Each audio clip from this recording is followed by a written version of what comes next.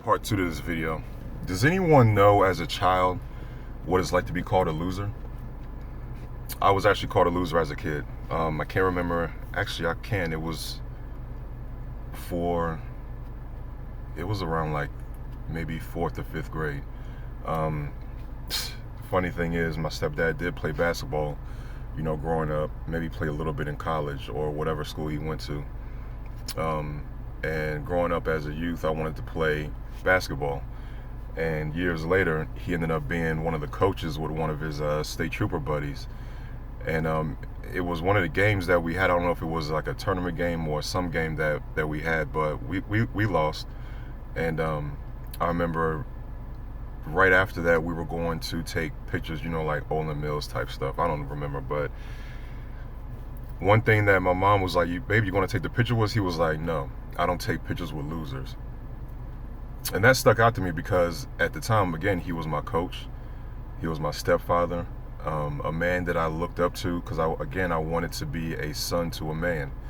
But to be called a loser, wow, that really hurt my feelings. So I pretty much sucked it up for the duration of that picture or that moment where we were out after the game, came home, and the way that I expressed my feelings was to draw it out.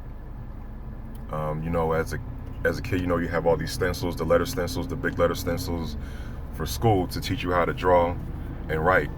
So I just went to my stencils and I got the drawing and went right to my room and began to trace out, I hate the maggot. I was calling him the maggot, but really what I was saying, I hate the maggot in the next room. I never got to finish it out because my mom came in or something, just the argument started, and they came in and they saw my drawing. And they actually was like, what is this? What you hate? What? You hate who? Really didn't go into any explanation about it, but yeah, just being called a loser, that stuck with me for a while. It didn't have a lot of weight growing up moving forward at that moment, but at that moment it hurt. It hurt a lot. And I didn't know any way of expressing myself but other than to draw it out or to say. I couldn't say it. I mean, I could, but that wasn't a thing where you expressed yourself as a black boy in those days. Like, I hate you. I might not be living today. Real talk. Somebody would have heard that. Yeah, I would have had either severe head damage or something else, because you just didn't say that as a kid growing up, black kid anyway. I hate you. No, that didn't happen.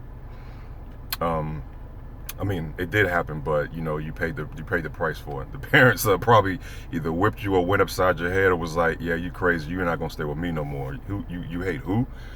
But no, that was just one of those things where it's like I learned to much later on learn to express myself in a much better way because of moments like that, where you're as a kid, being called a loser for doing your absolute best from an adult and a person that you looked up to or you wanted to look up to, somebody that you wanted to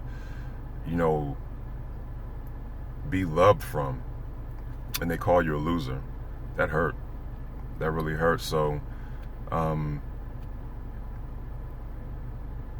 you're not a loser. Let me look in the camera. You are not a loser. You are not a loser.